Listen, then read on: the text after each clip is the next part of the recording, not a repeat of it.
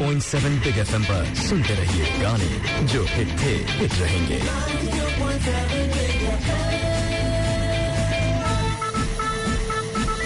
कभी आगे, कभी पीछे, कभी ऊपर, कभी नीचे, ये उतार चढ़ाव ही जिंदगी में मजा लेकर आती है। नहीं तो सोचिए कि अगर बहुत ही लीनियर तरीके से एक ही दिशा में एक ही पटरी पर जिंदगी चलती चली जाती तो कितनी बोरिंग हो जाती। और इंसान इसलिए बाकी सारे जानवरों से ज्यादा मजेदार जानवर है क्योंकि उसे इस तरह की जिंदगी में मजा आता है। 92.7 बिग एफएम पर आप सिद्धार्थ के साथ सुन रहे हैं गाने जो हिट रहेंगे। नमस्कार, सत श्री अकाल, आदाब, खुशामदीद, अ वेरी गुड मॉर्निंग। सुबह के 7 बज चुके हैं, जुम्मा मुबारक। और जिंदगी भर जिंदगी की पहेली को सुलझाते रहना, मजा तो इसी में है क्योंकि ये पहेली कभी सुलझती नहीं है। हमें सिर्फ ये एहसास होता है कि शायद इस बार सुलझ जाए। लेकिन एक बात तय है, पहेली सुलझे या ना सुलझे, कोशिश करते रहेंगे और एक बात ठान लेंगे कि जो कुछ करेंगे सीना चौड़ा करके करेंगे, कभी भी सर झुका के नहीं करेंगे, मुंह छुपा के नहीं करेंगे। और इसलिए योगेश साहब को मैं बहुत ही अच्छा लिरिसिस्ट मानता हूं। ये गाना जब भी हम सुनते हैं, कई बार हल्की सी टीज भी होती है, दर्द भी होता है, लेकिन दूसरे ही पल बहुत ज्यादा हमें इंस्पिरेशन भी मिलता है इस गाने को सुनकर कि दोनों चीजें चलती रहेंगी। बैलेंस करना हमारा काम है। सुख दुख, उतार चढ़ाव, जिंदगी इसी का नाम है।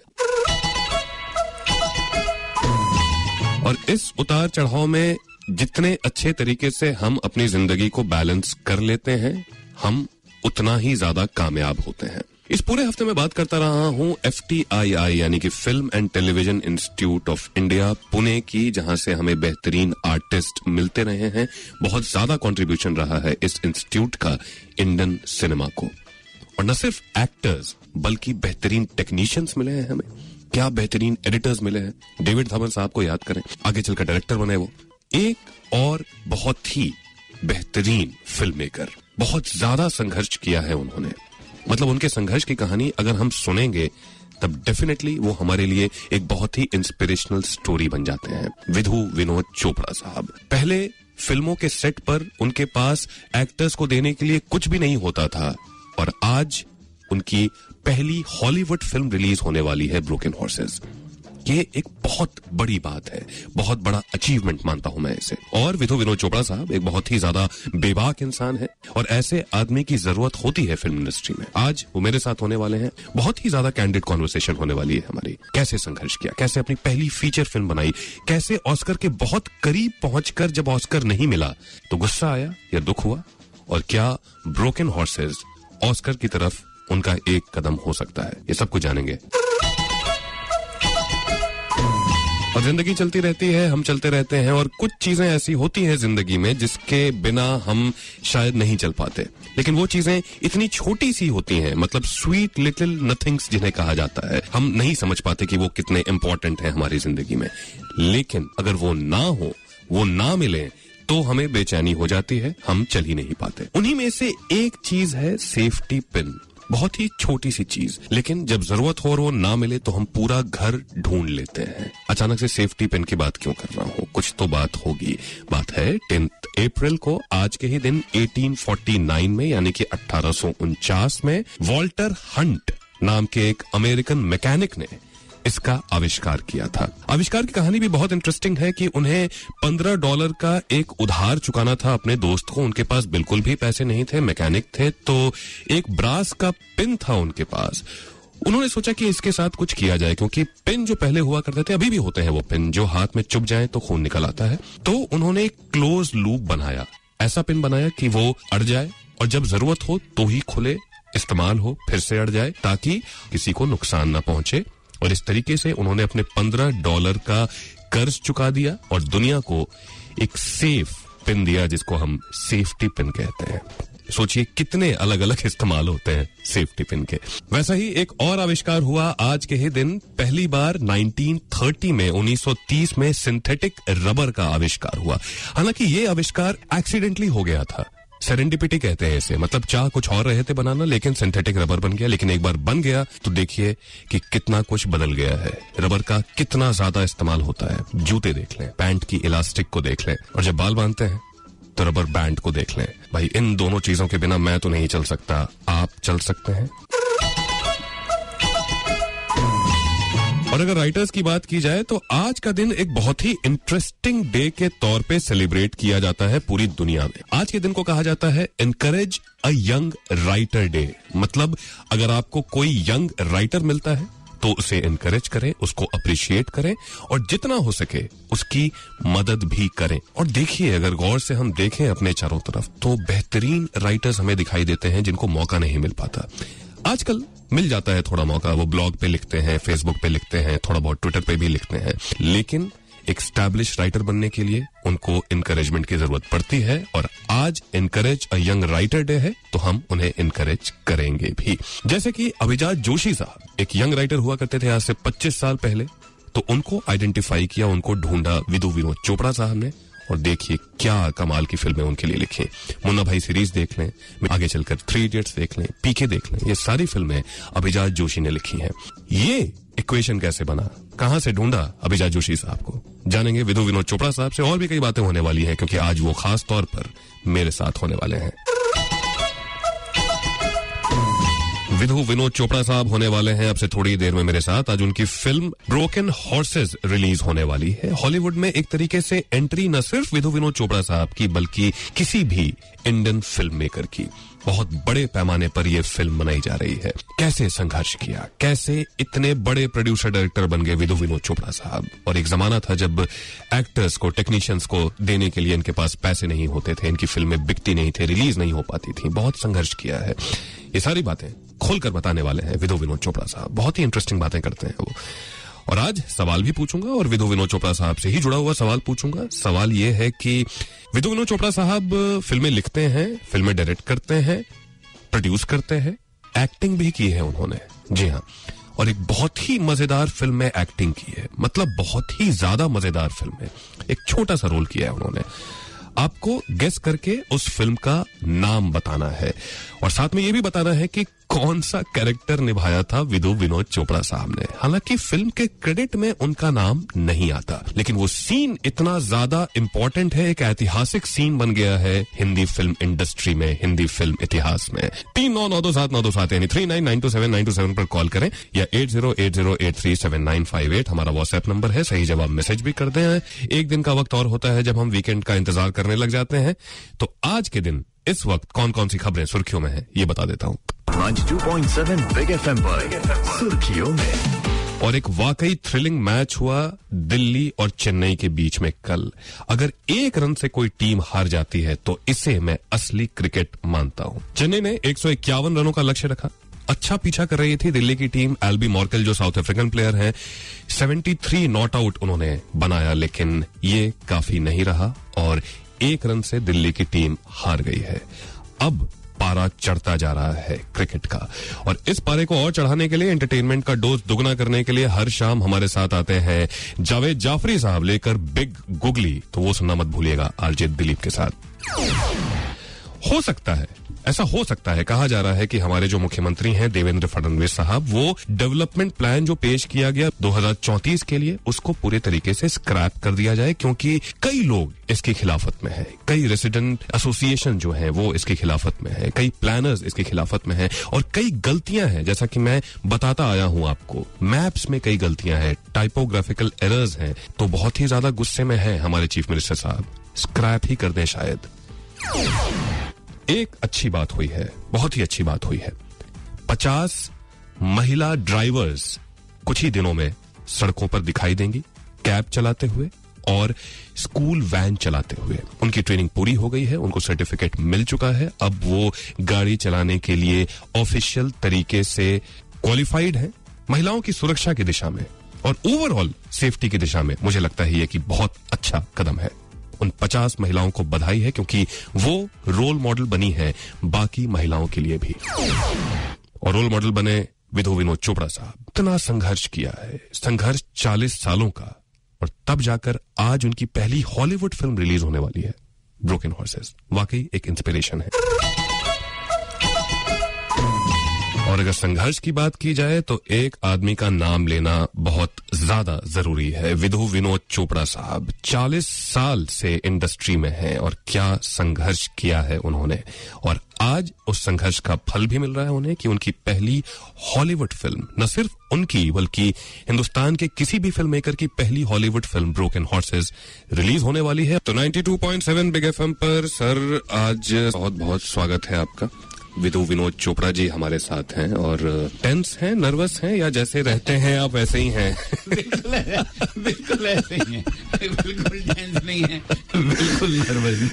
मैंने बहुत सालों पहले एक एफटीआई ने एक रेयर डीवीडी कलेक्शन निकाला था। उस टाइम पे त्रिपुरारी शरण उस समय डायरेक्टर होते थे एफटीआई के। तो मैंने मर्डर एट मंकी हिल देखी और that was a shocking film for me, brilliant film I would say. और सबसे बड़ा शौक ये था कि मैं आपको एक्टिंग करते हुए दिख रहा था उस फिल्म में। और फिर मुझे लगा कि आप एक्टर क्यों नहीं बने। मत आमिर खान मुश्किल में पड़ता, केवल आमिर खान ही नहीं, बहुत लोग मुश्किल में पड़ते हैं। ध्यान रखना होता है। तो उसमें जहां पे फिल्म एंड होती है और फिर एक मैसेज आता है कि जो फाइनेंसर्स हैं, कि बेसिकली कहने का मतलब है कि इतने पैसे में मैं इतना ही दिखा सकता हूं।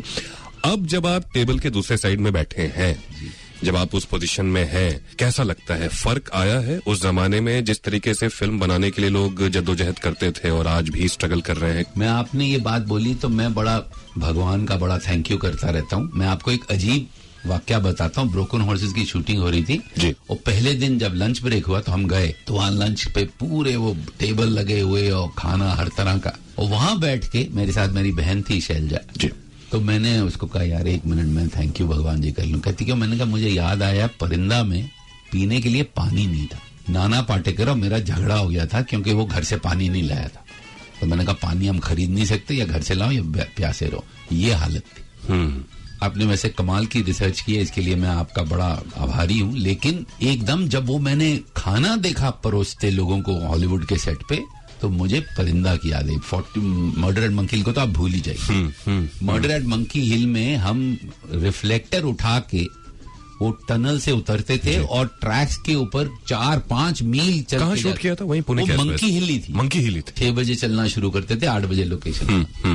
आई think the thing I have managed to do well Siddharth is that I have not let my soul go corrupt. Correct. I am still striving for excellence. वो आपकी तमाम फिल्मों में दिखता है। ये तो डिप्लोमा फिल्म की बात हुई जो उन्होंने इंस्टीट्यूट में बनाया था, मर्डर एट मंकी हिल। मेरा सवाल ये है कि किस फिल्म में एक्टिंग करते दिखाई दिए थे? फीचर फिल्म में, बहुत ही मजेदार फिल्म है। आपको उस फिल्म का नाम भी बताना है और जो कैरेक्टर प्ले किया था विधु विनोद चोपड़ा साहब ने, उसका नाम भी बताना है। फिल्म के अंदर एक ड्रामा हो रहा है जिसमें वो एक भूमिका निभा रहे हैं। बहुत थोड़ी देर के लिए आए हैं वो। हिंट ये है कि उस फिल्म के जो हीरो हैं, 2 हीरो, उनमें से एक का नाम विधु विनोद चोपड़ा के नाम पे ही है। इससे ज्यादा हिंट नहीं दूंगा। 39927927 यानी 39927927 पर कॉल करें या 8080837958 हमारा व्हाट्सएप नंबर है। सही जवाब मैसेज कर दें। और संगीत स्मृति ऑर्गेनाइज कर रही है आज मोनिका ओ माई डार्लिंग, जो सायरन्स होते हैं फिल्म इंडस्ट्री के, कैबरे कह लीजिए, क्लब डांस कह लीजिए, उन गानों को एक बहुत ही बेहतरीन ट्रिब्यूट देने वाले हैं आज शाम 8 बजे वीर सावरकर ऑडिटोरियम शिवाजी पार्क में। पहली फीचर फिल्म कैसे बनाई, कितना संघर्ष करना पड़ा विधु विनोद चोपड़ा साहब। देखिए संघर्ष की एक और कहानी, मिठुन चक्रवर्ती साहब, वो भी film and television institute Pune के पास आउट हैं। वहां से उन्होंने एक्टिंग का कोर्स किया। एक और एलुमनाई मतलब एक्स स्टूडेंट फिल्म इंस्टीट्यूट के विधु विनोद चोपड़ा साहब 40 सालों का संघर्ष, आज भी संघर्ष कर रहे हैं, लेकिन एक मुकाम तो हासिल कर लिया है। आज उनकी पहली हॉलीवुड फिल्म, सही मायने में Hollywood film broken horses release होने वाली है। और फिलहाल विधु विनोद चोपड़ा साहब मेरे साथ खास तौर पे 92.7 बिग एफएम पर मौजूद हैं। सर एक बार फिर से बहुत बहुत स्वागत है आपका। 1979 एनकाउंटर विद फेसेस जब आपने बनाई, जब बना रहे थे तो लग रहा था कि ये नॉमिनेट होने वाली है ऑस्कर के लिए? भाई साहब नॉमिनेट होने के लिए तो वहां तक तो पहुंचे ही नहीं थे। खाने को पैसे नहीं थे तो फिल्म डिवीजन में गए, उनको हाथ पैर जोड़े, उन्होंने हमको 5,000 रुपए दिए। हम सिर्फ 6,000 मांग रहे थे, 5 उन्होंने दिए। फिर उन्होंने कहा कौन सी फिल्म बनाऊंगा? मैंने कहा जी बताइए क्या क्या है। तो बनाने को ये था एक, इसका था 6 महीने लगे हमको। लोग नॉर्मली वो 15 दिन में बना दे। जब हमने फिल्म बना के उनको दी तो उन्होंने मुझसे कहा, मुझे नाम उनके जो चीफ प्रोड्यूसर थे तो के कपिल थे जी, फिल्म देख के उन्होंने कहा कि इतनी वाहियात और बकवास फिल्म डिवीजन ने आज तक बनाई नहीं। मुशीर अहमद उनका नाम था। तो मैं तो शौक में आ गया। कहते हैं इसमें कमेंट्री नहीं है, कोई इसको समझता ही नहीं है। और मैं आजकल तो बड़ा शरीफ हो गया हूँ। उन दिनों मैं टोटल मुन्ना भाई था, उनके पीछे किताबें थी सिनेमा की बहुत। मैंने कहा सर ये किताबें आपने शो के लिए लगाई हुई कि आप पढ़ते हैं? What do you mean? He got very angry. मैंने कहा आपको कुछ आइडिया ही नहीं है what I have done. आपको मेरी फिल्म समझ ही नहीं आई है। अरे मेरे तो बहुत जोर से मैंने बोल दिया, उन्होंने गेट आउट कर दिया। उसके बाद फिल्म रिवीजन से भी मुझे हमको फोन आया किसी दोस्त का, भैया तुम नॉमिनेट हुए। मैंने बोला यार नॉमिनेशन बहुत बड़ी बात है, शायद गई होगी फिल्म। कहा नहीं, पेपर में छपा है। अखबार में भी 5वें नंबर में टाइम्स ऑफ इंडिया में छोटा सा लिखा हुआ था, encounter with faces nominated for Oscar. तो हमने फोन किया, पता चला कि हाँ नॉमिनेट हो गए। अब ना पैसा ना कुछ, पासपोर्ट भी नहीं था जी। दिल्ली गए, एल.के. अडवाणी साहब INB मिनिस्टर थे।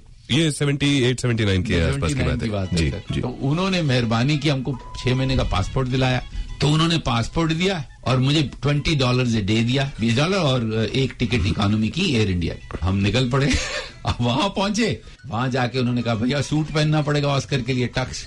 तो पता क्या हायर, तो $50 था उस वक्त, तो हमारे पास पैसे ही नहीं थे। तो उधर लिखा हुआ था you can wear your national dress. तो भाई साहब कुर्ता पजामा जो रात को पहनते हैं, ऑस्कर सेरेमनी अटेंड करने गए, बराबर कुर्ते पजामे में। किनके बगल में बैठे थे आज? उसने मुझे बोला भी व्हाट आर यू वेयरिंग? मैंने कहा माय नेशनल ड्रेस। ऑस्कर नहीं मिला 79 में विधु विनोद चोपड़ा साहब को, तो क्या यही गुस्सा है या एक तरीके का रिवेंज है कि उन्होंने ब्रोकन हॉर्सेस बनाने की सोची? और एक सवाल जो मैंने आपसे पूछा कि किस फिल्म में विधु विनोद चोपड़ा साहब एक्टिंग करते हुए नजर आते हैं? कल्ट कॉमेडी फिल्म जाने भी दो यारों, यही है सही जवाब। दुशासन की भूमिका में याद कीजिए बनियान पहने हुए पतले दुबले से विधु विनोद चोपड़ा साहब। और सबसे पहले सही जवाब दिया है सागर अंबेडकर साहब ने दादर वेस्ट से, सीमा झा ने कांदिवली वेस्ट से, हितेश मनीलाल ने खार वेस्ट से। तो आप सभी को जो आज कॉन्सर्ट होने वाला है मोनिका ओ माई डार्लिंग शिवाजी पार्क में, वीर सावरकर ऑडिटोरियम में, उसके कपल पासेस बहुत बहुत मुबारक। 92.7 बिग एफएम पर आप सिद्धार्थ के साथ सुन रहे हैं गाने जो हिट हिट रहेंगे। 9:12 हो चुके हैं। A very good morning. और इसी बेबाकी के लिए जाने जाते हैं विधु विनोद चोपड़ा साहब फिल्म इंडस्ट्री में। लेकिन जब भी काम करते हैं तसल्ली के साथ करते हैं, पूरे दिल से करते हैं, शिद्दत के साथ करते हैं। आज कुछ ही घंटों में उनकी फिल्म, पहली हॉलीवुड फिल्म किसी भी हिंदुस्तानी डायरेक्टर की, ब्रोकन हॉर्सेस रिलीज होने वाली है। और ये एक बहुत बड़ा अचीवमेंट मानता हूं मैं। और अभी खास तौर पे 92.7 बिग एफएम पर विधु विनोद चोपड़ा साहब मेरे साथ मौजूद हैं। परिंदा के बारे में सर मैं आपके सामने नहीं, आपके पीछे भी उतनी ही तारीफ करता हूं, क्योंकि पहली बार मैंने अंडरवर्ल्ड का ये स्वरूप देखा था। मतलब फिल्मों में यूजुअली बहुत ही ज्यादा ड्रामा के साथ सो कॉल्ड अंडरवर्ल्ड को दिखाते थे, लेकिन रियल लोकेशन पे मुझे अभी भी याद है कबूतर खाना का सीक्वेंस हो, या फिर कि बाबुलनाथ मंदिर में जब वो ऊपर दौड़ के जाते हैं अनिल कपूर, वर्ली के काफी सीन्स है वहां पे। एक जहां पे फ्लैट जहां पे रहते हैं, जहां पे गोली लगती है जैकी श्रॉफ को, तो एक नर्स आती है। इस फिल्म के रिसेप्शन से खुश, तो याद है यार मुझे, मैंने सर परिंदा, मतलब परिंदा के रिसेप्शन से खुश थे आप? आपको मैं बताऊं क्या हुआ। परिंदा मैं गया था अलंकार सिनेमा जी, और मेरे उन दिनों असिस्टेंट थे राज संतोषी आई थिंक। तो मैं वहां गया ऐसे देखने के लिए, तो लोग निकले बाहर, इतनी गालियां दे, हम खड़े सर टिकट लें। उन दिनों यही होता था कि पूछो देखें क्या पिक्चर लें, तो अगर कोई बाहर निकल के कहता हाँ बहुत अच्छी ले टिकट, तो मतलब अच्छी पिक्चर है, तो सर ले टिकट। अरे बकवास पिक्चर देखना नहीं। एक आदमी ने कहा बकवास, दूसरे को पूछा, वो दूसरा उसको पूछा कहाँ कवाली, तू बोला कवाली है पिक्चर में। और तीसरा मेरे को जब 4-5 लोगों ने, एक ने गाली दी जो मैं नहीं लेता, और कहा जैकी श्रॉफ की हीरोइन भी नहीं है, सलाम बहुत बकवास। 1 हफ्ता चली थी अलंकार में वो पिक्चर। और उस दिन से आज तक, चाहे वो मुन्ना भाई MBBS हो, चाहे पीके हो, चाहे कोई फिल्म हो, मैं अपनी फिल्म कभी थिएटर में देखने नहीं जाता। चले तो बड़ी मेहरबानी भाई साहब, नहीं चले तो क्या है, हम वैन गॉग हो गए, हमने पेंटिंग बनाई, समझे नहीं किसी। आपको समझ नहीं आई, हम क्या करें। अब आज परिंदा की आप बात करें, मुझे इतना अच्छा लग रहा है क्योंकि इतने साल पहले मैंने कुछ काम किया था जो लोगों को अब समझ में आ रहा है। उस वक्त नहीं समझ में आया था यार Siddharth. It became a cult film over the period of time. You know, I took inspiration from Gurudatt. मैंने अभी उनकी 3 बुक रिलीज की हैं, क्योंकि मैं सोच रहा था कि गुरुदत्त ने कागज के फूल जैसी एक ग्रेट फिल्म बनाई और इंडस्ट्री में वो फ्लॉप होगी, उनको ये सब डिप्रेशन हो गया, वो मर गए। तो मैं इस इंडस्ट्री को और इन लोगों को कभी मेरे को डिप्रेस तो करने नहीं दूंगा। और ये सच बात है, विधु विनोद चोपड़ा साहब कुछ भी हो सकते हैं, डिप्रेस नहीं हो सकते, फाइटर हैं। इंस्पिरेशन की बात की उन्होंने गुरुदत्त साहब की। 92.7 बिग एफएम पर आप सिद्धार्थ के साथ सुन रहे हैं गाने जो हिट रहेंगे। 9:31 हो चुके हैं। A very good morning. जो फिल्में बनाने का पैशन गुरुदत्त साहब का था, उससे बहुत ज्यादा इंस्पायर्ड रहे हैं विधु विनोद चोपड़ा साहब। लेकिन डिप्रेशन को अपने पास भी आने नहीं देते, फाइटर हैं, जवाब देते हैं, रिवेंज लेते हैं विधु विनोद चोपड़ा साहब। ये उनका स्टाइल है और कहीं ना कहीं ये उसी स्टाइल का नतीजा है, पैशन का नतीजा है कि आज उनकी पहली Hollywood film broken horses release हो रही है। और खास तौर पे 92.7 बिग एफएम पर इस वक्त मेरे साथ विधु विनोद चोपड़ा साहब हैं।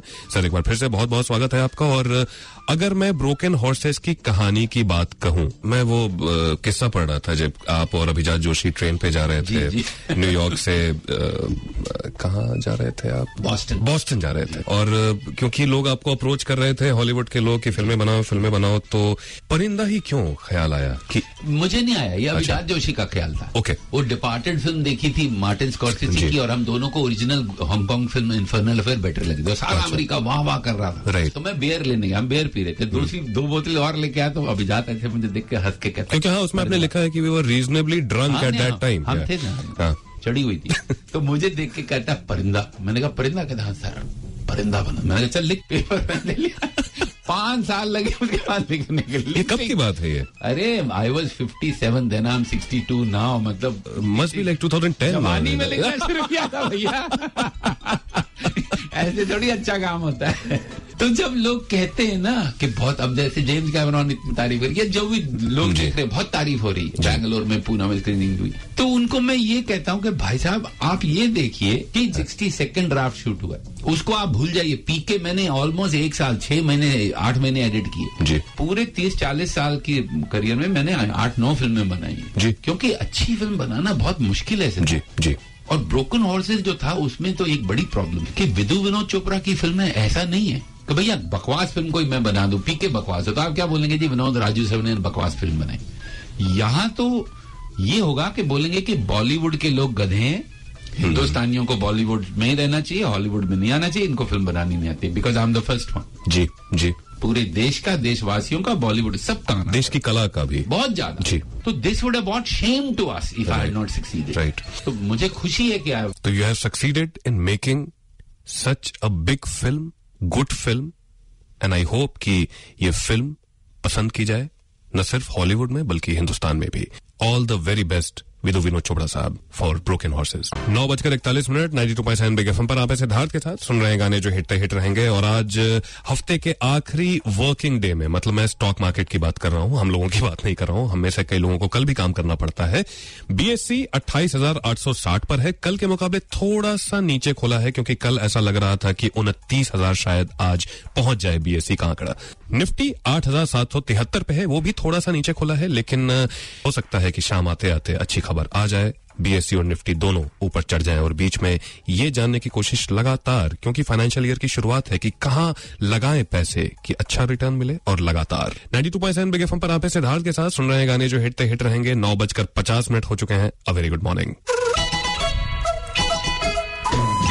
अन्नू कपूर साहब आने वाले हैं लेकर सुहाना सफर विद अन्नू कपूर, और आज वो बताने वाले हैं कि कैसे जब नेपाल गए देवानंद साहब तो उनको इंस्पिरेशन मिली एक फिल्म बनाने की, और फिर कितनी मशक्कत के बाद उन्होंने फिल्म डायरेक्ट की। बताएंगे अन्नू कपूर साहब आपसे थोड़ी देर में। और आज का मैच होने वाला है किंग्स 11 पंजाब और राजस्थान की टीम के बीच में, तो देखते हैं कि किसका पलड़ा भारी है। और मैं तो सपोर्ट कर रहा हूं किंग्स 11 पंजाब को। और एक सैड न्यूज है क्रिकेट के हिसाब से, रिची बेनॉट साहब, फॉर्मर ऑस्ट्रेलियन कैप्टन, 70 के दशक में छाए रहे थे, और बहुत बड़ा कंट्रीब्यूशन माना जाता है उनका, जो क्रिकेट का स्वरूप हम देखते हैं आजकल। बहुत ही जाने माने कमेंटेटर भी, 84 साल की उम्र में उनका निधन हो गया, वो हमारे बीच नहीं रहे, लेकिन जो कंट्रीब्यूशन रहा है उनका वर्ल्ड क्रिकेट में, वो कभी भुलाया नहीं जा सकता। 92.7 बिग एफएम पर क्रिकेट के सारे फैंस की तरफ से, सारे सुनने वालों की तरफ से उनको बहुत बहुत श्रद्धांजलि। कल सुबह 7 बजे फिर से हाजिर हो जाऊंगा, तब तक के लिए इजाजत, शुक्रिया। 92.7 बिग एफएम पर गाने जो हिट रहे। 92.7 बिग एफएम। आप सुन रहे हैं मुंबई का नंबर 1 ब्रेकफास्ट शो सिद्धार्थ के साथ।